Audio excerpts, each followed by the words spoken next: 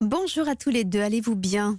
Écoutez, ça va bien, on vous attendait avec impatience, Jimmy. Comme toujours, ça va très bien. Bon, super. Allez, c'est parti. Je vais en profiter pour vous lire donc la question d'Elisabeth. Elisabeth, elle a 43 ans et vit à Paris. Et elle nous a écrit la chose suivante. J'étais en déplacement professionnel le mois dernier et j'ai couché avec un collègue qui est particulièrement attirant. Un accident, comme on dit, depuis je culpabilise. Est-ce que je dois forcément en parler à mon mari et prendre le risque de casser 10 ans de mariage? Alors Catherine, pourquoi certaines personnes comme Elisabeth commettent finalement une infidélité alors qu'elles aiment leur partenaire? Elle le dit. Parce que à ce moment-là, le désir est toujours quelque chose qui vient nous tarauder. On peut aimer, être fidèle, pour autant, on peut avoir l'appel des sirènes pour une raison ou une autre. Mais l'appel des sirènes ne veut pas dire la consommation. Après, qu'est-ce qui se passe? Là, il y a consommation. Il y a aussi la pression du groupe social qui est le cadre professionnel, parce que il y a une intimité qui se fait, on est ensemble, On est loin de l'être cher. on est loin, donc c'est comme une autre vie, comme un autre. Voilà, on n'est Ça pas n'a pas sur les mêmes. existé, Voilà, ouais. s'il y a un avant et un après, et on laisse tout là où on a rencontré, où on a commis le moment de l'adultère. Sauf que, évidemment, après, il va falloir faire avec.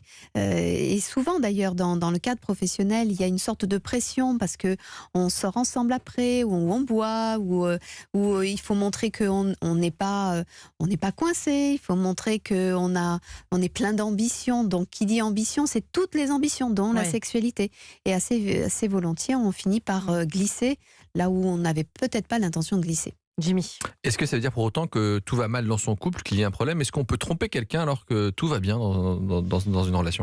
Oui, ça ne veut pas du tout dire que l'on n'aime pas son partenaire. Ça veut simplement dire que l'on peut avoir des curiosités d'ailleurs, des curiosités d'autrement, ou d'être perçu autrement. C'est-à-dire qu'avec dans son couple, on peut avoir une façon de fonctionner. Et tout d'un coup, on est vu autrement et on est séduit par l'idée d'être vu soi-même autrement, qui fait qu'on a envie d'explorer cela.